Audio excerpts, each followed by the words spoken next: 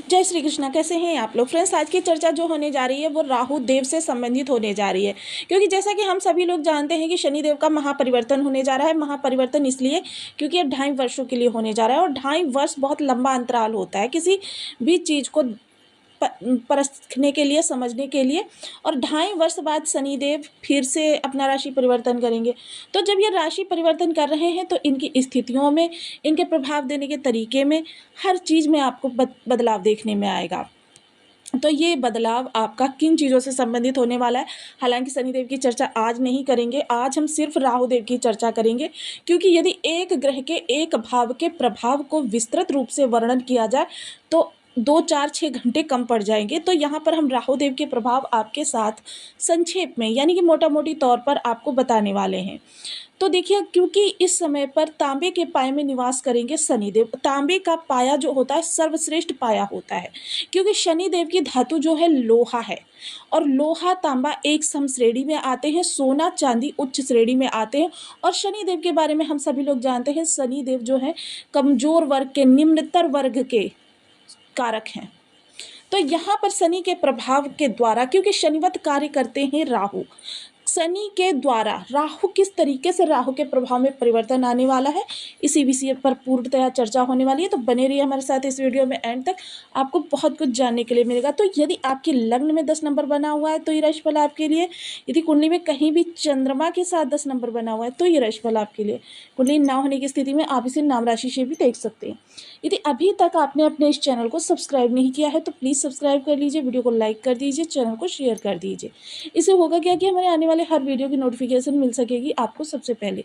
एक प्यारा सा कमेंट करना बिल्कुल ना भूलें। कमेंट से हमें बहुत मोटिवेशन मिलता है, हौसला मिलता है, और ये पता चलता है आप और क्या जानना चाहते हैं।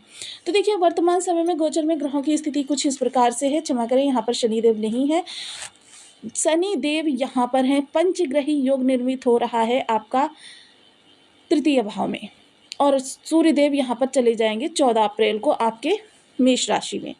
गुरुदेव यहाँ पर कारक होकर बैठे हुए हैं, मंगल देव यहाँ पर कारक होकर बैठे हुए हैं। ये भी 3 अप्रैल को अपना राशि परिवर्तन कर देंगे, जो कि चले जाएंगे आपके जस्ट लग्न के सामने, यानी कि 7वें हाउस में।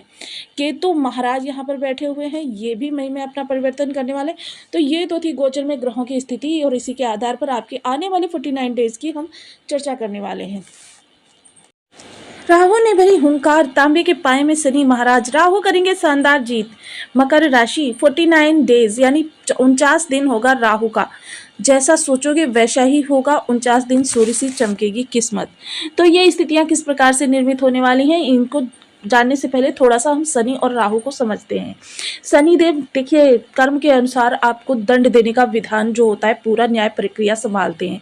राहु देव इसमें शनिदेव की मदद करते हैं, यानी कि जो भी दंड शनिदेव आपके लिए निर्धारित करते हैं, राहु देव उसे देने आते हैं। लेकिन देखिए, दोनों ही ग्रह पाप प्रधान हैं, दोनों ही ग्रह जो है न्यायपालिका से जुड़े हुए हैं।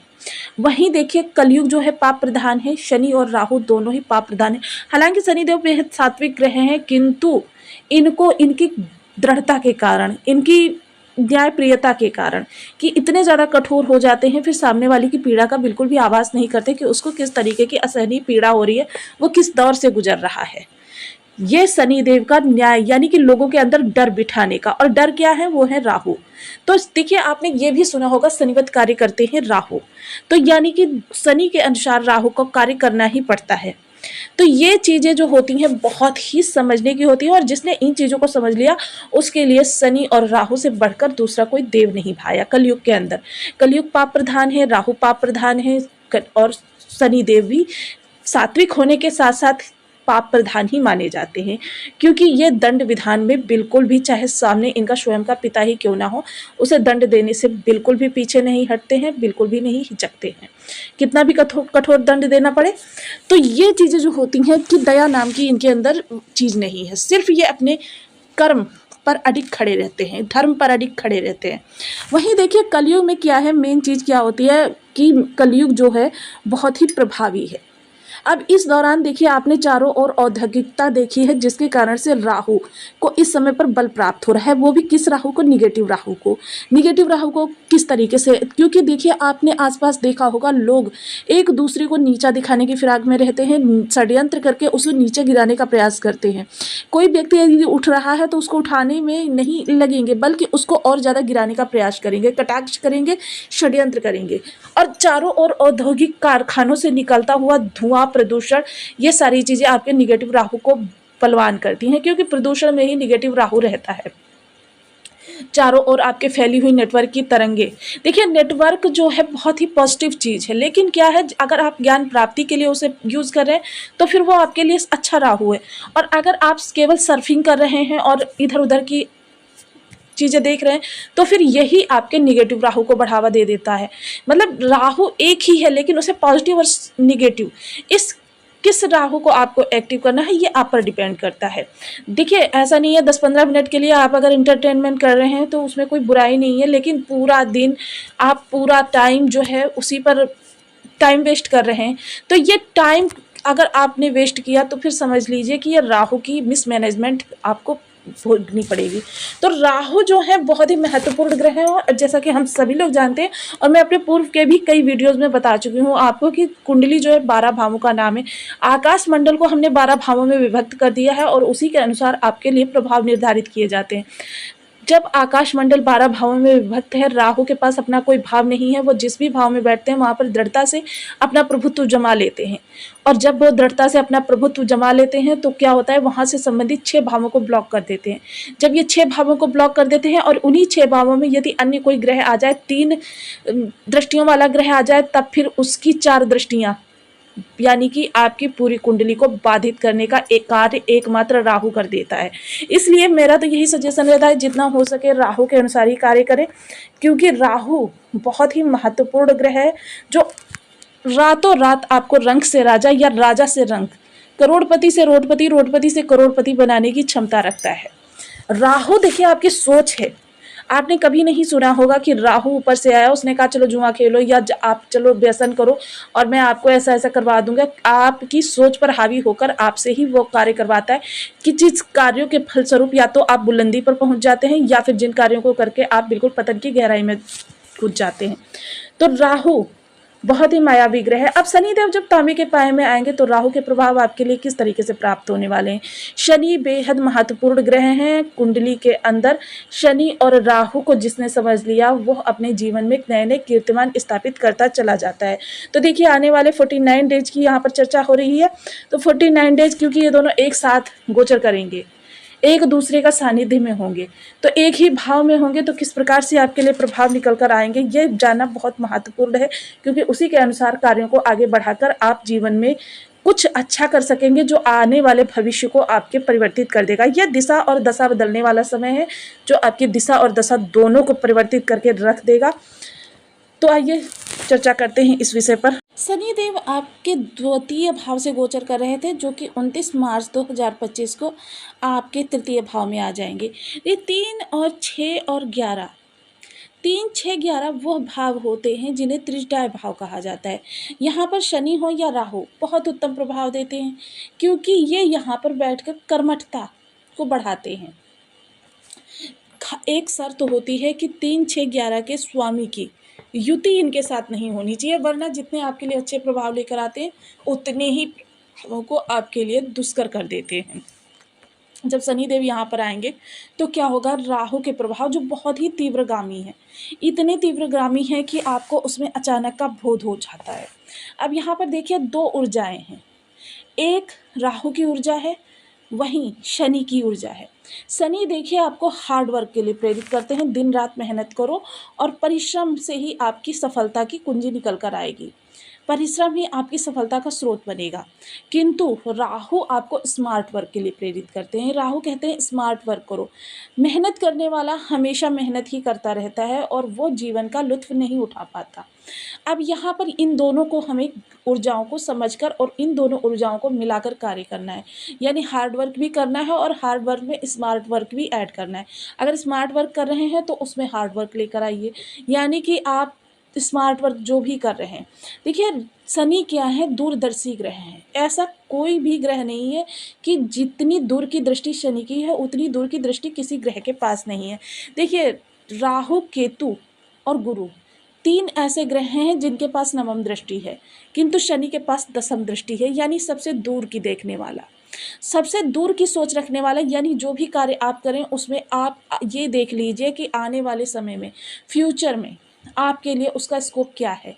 ऐसा तो नहीं कि फ्यूचर में आप पता चला कि आपने कोई बिजनेस स्टेबल किया और साल 2 साल वो बिजनेस चला, उसके बाद में जो चीज़ आप प्रोवाइड करवा रहे हैं लोगों को या जिस चीज़ के बारे में आप लोगों को दे रहे हैं कुछ भी, या वह चीज़ साल 2 साल बाद बिल्कुल भी मतलब मार्केट में ही ना रहे, उसके बाद उसका क्या प्रभाव होगा। या फिर आप उन चीज़ों को, क्योंकि शनि की दूरदर्शिता बहुत ज़रूरी है यहाँ पर। अगर आपने दूरदर्शी कोई आपने निर्णय लेना है, दूरदर्शिता का उसमें प्रयोग किया, तब फिर आपके लिए यह समय काल अद्वितीय रहेगा। ऐसा अद्वितीय समय रहेगा कि जिसके लिए आप कह सकते हैं कि मेरे समय में मैंने ऐसा किया था तो आज उसका प्रतिफल ये निकला। अब सपोज यहाँ पर उदाहरण के तौर पर अंबानी जी ने आने वाले समय की भाषा को समझा कि आने वाले समय में तेल की बहुत ही ज़्यादा खपत होने वाली है, और उसी में उन्होंने हाथ डालकर आज वो वर्ल्ड के सबसे बड़े उद्योगपति बन चुके हैं। तो यानी आने वाले समय की परख, चाहे आप नौकरी कर रहे हैं या बिजनेस कर रहे हैं, उसमें आने वाले समय की देखिए। ऐसा नहीं है कि हर कोई जो है उतना बड़ा उद्योगपति बन सकता है, लेकिन आप जो भी कार्य कर रहे हैं उसमें आने वाले समय की परख देखिए, उसमें नवीनीकरण कीजिए, आधुनिकता लाइए, स्मार्ट वर्क इसी को कहते हैं, और दूरदर्शिता लाइए कि मतलब परख जब आप आने वाले समय की करेंगे तो आपके लिए बहुत ही अच्छा यह समय काल रह सकता है। वहीं अगर किसी रिश्ते को लेकर आप काफ़ी ज़्यादा गंभीर हैं तो उस रिश्ते में भी सामने वाले की परख करना बहुत ज़रूरी है, क्योंकि शनिदेव देखिए दूरदर्शी हैं, यानी कि आने वाले समय की भाषा को पढ़ लेते हैं। वहीं एक प्लानिंग इस दौरान आपके लिए बहुत ज़रूरी है कि आने वाले कम से कम साल भर की प्लानिंग तो आप करके चलिए। ये है चाहे गृहिणी वर्ग हो, चाहे स्टूडेंट वर्ग हो, या फिर चाहे वो उद्योगपति हो या फिर नौकरी पेशा व्यक्ति हो। हर व्यक्ति जो भी मकर राशि का है वो इस समय पर प्लानिंग जरूर कीजिए। गृहिणी वर्ग है तो चलिए अपने हाउस मैनेजमेंट को देख लीजिए कि आपको कब क्या करना है, इसी तरीके से आप प्लानिंग करके चलिए। यह एक तरीके का उपाय होता है जो आपके शनि को आपके लिए सकारात्मक रूप से एक्टिव करता है। वहीं देखिए इनका जो नक्षत्र इस समय पर होगा 49 डेज के अंदर, उत्तरा भाद्रपद नक्षत्र से शनिदेव गोचर कर रहे हैं और पूर्व भाद्रपद नक्षत्र से राहु गोचर कर रहे हैं। उत्तरा भाद्रपद और पूर्व भाद्रपद दोनों ही नक्षत्र जो हैं, देखिए पूर्व भाद्रपद जो है आपकी आध्यात्मिकता को दिखाता है, सात्विकता को दिखाता है। इस दौरान आपकी आध्यात्मिकता, सात्विकता जितनी ज़्यादा बढ़ेगी, इन ग्रहों के प्रभाव उतने ज़्यादा आपको अच्छे प्राप्त होंगे। वहीं देखिए इसका मतलब ये नहीं, जो मैंने आध्यात्मिकता को बढ़ाने के लिए कहा, इसका मतलब ये बिल्कुल मत निकाल लीजिएगा कि दिन रात बस पूजा ही करना है, कर्म को बिल्कुल छोड़ देना है, क्योंकि दोनों ही कर्म प्रधान ग्रह हैं। कर्म करिए लेकिन दिल में आस्था रखिए बहुत ज़्यादा। वहीं अगर इस दौरान हम चर्चा करें उत्तरा भाद्रपद नक्षत्र की, तो उत्तरा भाद्रपद नक्षत्र परिवर्तन को दर्शाता है। परिवर्तन, कोई भी परिवर्तन आप छोटा सा फेरबदल भी कर दीजिए, वही फेरबदल आपके लिए कह सकते हैं ना कि छोटा सा सूत्र, एक कहते हैं ना मैथ का सवाल जब करने जाओ तो एक अगर चीज़ चूक गए तो पूरा सवाल गलत, और एक चीज़ सही कर दी वही चीज़ सही हो गई, पूरा सवाल सही। तो सेम यही चीज़ यहाँ पर है कि आपको इस दौरान हर एक पहलू पर नज़र रखनी है, क्योंकि शनि दूरदर्शिता होने के साथ साथ चीज़ों की भाप भी बहुत जल्दी रखते हैं। तो ये सारी चीज़ें करके चलेंगे, आपके लिए यह समय जो होगा स्वर्णिम काल होगा। ये चीज़ें मैंने देखिए बताने के लिए आपके इनके भावों के द्वारा भी हम बता सकते थे, लेकिन यह चीज़ें हमने इसलिए बताई कि सूत्र के साथ, कि आपको इन चीज़ों के प्रभाव से ये जो कितने सारे भाव होंगे। देखिए तृतीय दृष्टि सभी ग्रहों की यहाँ पर आएगी, पंचम दृष्टि सभी ग्रहों की यहाँ पर आएगी, सप्तम दृष्टि सभी ग्रहों की यहाँ पर आएगी, नवम दृष्टि यहाँ पर आएगी और दसम दृष्टि यहाँ पर आएगी। इतने भावों पर शनि राहु के प्रभाव आपको प्राप्त होने वाले हैं। अगर आपने जो ये चीज़ें मैंने बताई हैं, इन चीज़ों को दिमाग में रखकर 49 डेज कार्य किया, तो फिर समझ लीजिए कि इतने भावों से आपके लिए सकारात्मकता ही निकल कर आने वाली है। कहीं पर भी कोई आपको नकारात्मकता टच भी नहीं कर सकती है। अब देखिए कि पराक्रम भाव से शनिदेव गोचर करेंगे तो इसका मतलब ये है कि आपको पराक्रम भाव से संबंधित कोई भी गलत डिसीजन नहीं लेना, अनैतिकता का कार्य नहीं करना, शॉर्टकट की ओर नहीं जाना है या फिर किसी लालच में नहीं आना है। सिर्फ आपको अपने कर्म पर विश्वास रखना है और कर्म से द्वारा प्रतिफल प्राप्त करना है, क्योंकि शनिदेव जिस भाव में भी जाते हैं उस भाव से संबंधित अगर आपने नियमों का उल्लंघन किया तो समझ लीजिए आप दंड के लिए तैयार रहिए। तो यहाँ पर शनिदेव के लिए देखिए ये उपाय आपको जो मैंने पीछे बताए हैं ये करने हैं, और इसके साथ ही आपको प्रत्येक शनिवार को तिल के तेल का दीपक शनि मंदिर में घर के मुख्य द्वार की चौखट पर या फिर आप पीपल वृक्ष पर जलाएं। इसके अतिरिक्त आप एक नारियल प्रत्येक शनिवार को लीजिए और उस पर 3 बार काला धागा लपेटिए और उस नारियल को शनिवार के दिन शनिदेव के चरणों में समर्पित कीजिए। ये 43 सैटरडे कीजिए, आपके लिए यह गोचर काल पूरा बहुत ही सार्थक रहेगा। और इसके साथ ही अगर हो सके तो महामृत्युंजय मंत्र का जाप कीजिए, आपके लिए यह समय काल स्वर्णिम काल सिद्ध हो जाएगा। इसी शुभकामना के साथ मिलती हूँ नेक्स्ट वीडियो में।